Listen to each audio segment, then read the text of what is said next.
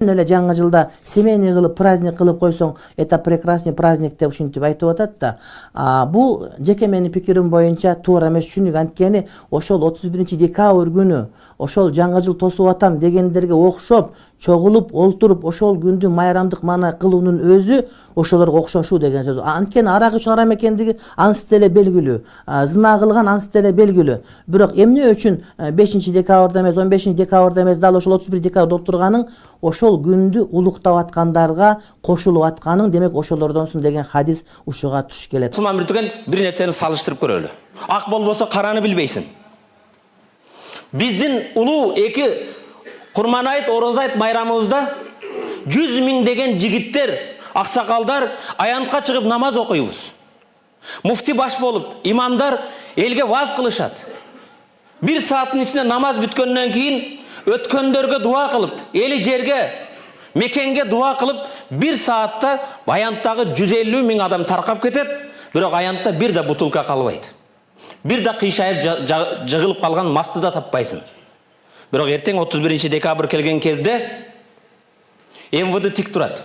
Ким кимди зордуктап кетет, ким кимди пычактап кетет, ким отравление болот деп саламаттык сактоо министри, скорыйлар буту менен тик турат. СМБнын адамдары тик турат. Эң көп кылмыштуулук кече болот.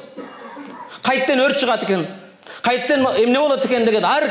Бирок мына 31-декабрь бул бүтүн биздин халык, мусулман халкыны кафирге айналдырган, христианга айналдырган, аракхор, катынбаз, жөзөкчөгө айналдырган эң улуу күн бул. Кимде ким сол күндү тойлайтын болса, кимде ким сол күнү жаңа жыл бул өтө үлкөн бир мейрам деп шын жүрөгүмен тойлайтын болса, ол өзү кафир болот, катын ишчилик болот. Жаңа жыл сондай күн. Бұл христиандардың мейрамы. Бұл христиандардың мейрамы. Бұл христиандардың мейрамы. Христиандардың мейрамыны кім мейрам қылатын болса, оны арнай күтетін болса, иманынан ажырап қалар, астағфируллах. Біз бұл жайында жылда айтып келіп отырмыз. Адамдар қазірден дайындық. Үйінің бәрі арша ілген. Не іліп алсың? Кімді күтіп алсың?